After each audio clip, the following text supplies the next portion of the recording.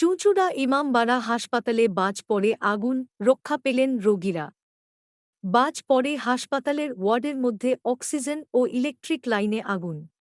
চাঞ্চল্য চুঁচুড়ার ইমামবাড়া সদর হসপিটালে। সোমবার বেলার দিক থেকে শুরু হয়েছে বৃষ্টি, আর মাঝে মধ্যেই বাজ পড়ছে।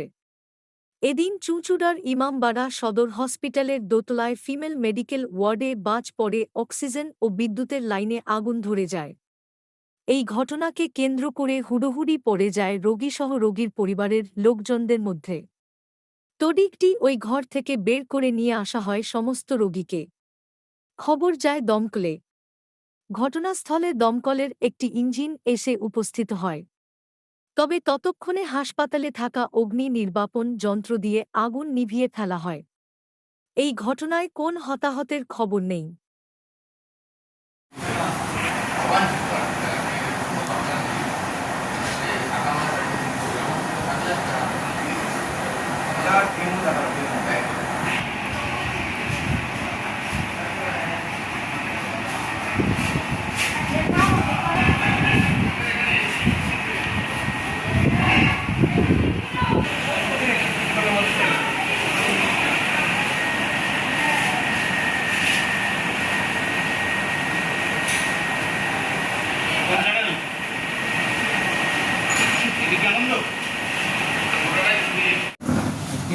ওখানে আগে একটা লাইটিনিং হয় আমাদের হাসপাতালের সামনাসামনি। ওই লাইটিনিং হওয়ার জন্যে এফডি ওয়ার্ডে একদম কাছাকাছি হওয়ার জন্যে ওই লাইটিনিংটা আমাদের অক্সিজেন যে পাইপলাইনটা ছিল সেই অক্সিজেন পাইপলাইনটা আসতো সঙ্গে সঙ্গে। তারপরে আমরা এখানে ইলেকট্রিক লাইন ছিল, একটা আগুন লাগে।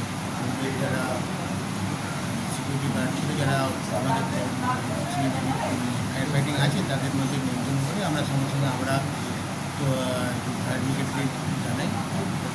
তারপরে আমাদের ইলেকট্রিক অক্সিজেনের যে কর্মী আছে টেকনিশিয়ানকে তারাও সঙ্গে সঙ্গে যায়। আমরা সবাই যাই, যার ফলে পেশেন্টগুলোকে বিভাগ তুলে দেওয়া হয়। ঠিক আছে,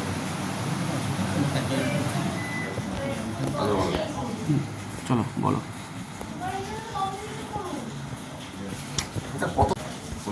তাদের কোথায় শিফট করা হলো? আমরা একটা অন্য ওয়ার্ডে আর আগুন কি ধরেছিল না ধোয়া হয়েছিল? আগুন ওটা কি অক্সিজেনের পাইপ? আর কিছু অক্সিজেন পাইপ আর সঙ্গে সঙ্গে একটা আমাদের ইলেকট্রিক লাইন ছিল, তো আমরা সঙ্গে সঙ্গে অক্সিজেনের সেন্ট্রালি বন্ধ করি। একদম ভুল করে উঠলো, আমরা তো সেই মাত্রে খাইয়ে আসবে আমাকে ওষুধপালাগুলো খাওয়াবো, বসে আসি।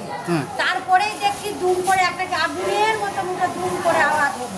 ওই ঘর দেখছি পুরো একবারে অন্ধকার হয়ে গেল। ধোয়া বেরিয়েছিল? হ্যাঁ, ধোঁয়া একদম পুরো কুয়াশা, একদম ধোঁয়া অন্ধকার, কিচ্ছু দেখা যায়। সেই মুহূর্তে আমিও রুগী নিয়ে আমিও ছুটে বেরিয়ে আসি। তারপরে আপনাদের কি সবাইকে বের করে দেওয়া হলো ওখান থেকে? হ্যাঁ, সব যে যার পেলো সব বেরিয়ে এলো সব। আপনার কে ভর্তি আছে?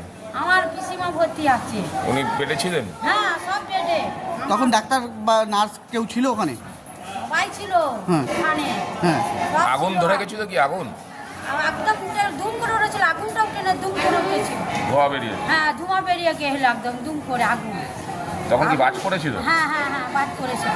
তখন আগুন উঠে নেই একদম, আর কিছু দেখতে পাওয়া যাচ্ছে না। কত পেশেন্ট ছিল তাও? অনেক একদম পুরো ভর্তি ছিল। সবাইকে কোথায় নিয়ে গেল? সব ইদিক বুঝি করেছে, যে যেরকম পেলো ট্রেনে। আমিও তো ট্রেনে কোলে করে নিয়ে আমি নিচে নামানো করে, লিফটেও না উঠিনি অমিও তাড়াতাড়ি করে। আমিও কোলে করে নিয়ে তাড়াতাড়ি করে নিচে নেমে। আপনি নিচে নামিয়েছেন? হ্যাঁ, আমি নিচে নেমে গেছিলাম রুগী নিয়ে, আর কোলে করে নিয়েই আমি নিচে নেমে পড়েছি, সব রেখে দিয়ে। হাসপাতালের লোকরা নামায়নি? হাসপাতালের লোক কে কোন দিকে যাবে তার দেখতেই পাচ্ছে না, সব আতঙ্কা হয়ে গেছে। যে বলবো যে ও নামাই না, সবাইকারই জীবন চলে গেছে তখন। যে আমি বলছি আমি মরবো না বাঁচবো, তাই কখনো নয়। কি হয়েছিল স্যার? অ্যাসিস্ট্যান্ট সুপার এখানকার মিনময় চক্রবর্তী আমাকে ডাইরেক্টলি ফোন করেন যে স্যার আমাদের এখানে বাজপুরে একটা ওয়ার্ডে সমস্ত আগুন লেগে যায়, তাড়াতাড়ি আপনারা আসুন। হ্যাঁ, আমরা সেই মতো তাড়াতাড়ি আসি হ্যাঁ, এবং এসে এদের মেন বিল্ডিংয়ের হ্যাঁ, সেকেন্ড ফ্লোরে হ্যাঁ, ফিমেল জেনারেল ওয়ার্ডের ওখানে একটা ইলেকট্রিকের বোধহয় কোনো কারণে আগুন লেগেছিল। ওরাই সেটা চার্জ করেছিল এবং যে সমস্ত পেশেন্টরা ওখানে ভর্তি ছিল তাদেরকে একদম সুস্থভাবে রেস্কিউ করে ওরা অন্য জায়গায় শিফট করে দিয়েছিল।